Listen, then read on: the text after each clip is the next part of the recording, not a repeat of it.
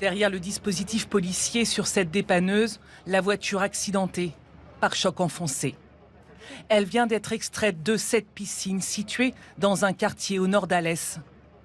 C'est le propriétaire de la maison qui a donné l'alerte à 6 h ce matin en découvrant sa clôture détruite et le véhicule au fond de son bassin.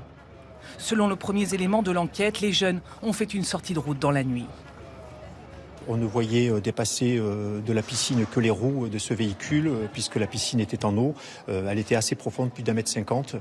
Et malheureusement, nous avons retrouvé à l'intérieur de ce véhicule 3 corps, 3 jeunes garçons âgés de 14, 15 ans et 19 ans. Tous 3 sont morts noyés. Immergés, impossible pour eux d'ouvrir les portières. D'après le parquet, ils roulaient à une vitesse excessive alors qu'il pleuvait cette nuit. Ces adolescents étaient connus des services de police. L'un d'eux, originaire de Nevers, avait été placé en garde à vue ce week-end pour consommation de stupéfiants. Nous avons retrouvé à l'intérieur du véhicule, une fois celui-ci sorti de la piscine, plusieurs bouteilles de protoxyde d'azote. Ça, il n'y a pas de difficulté.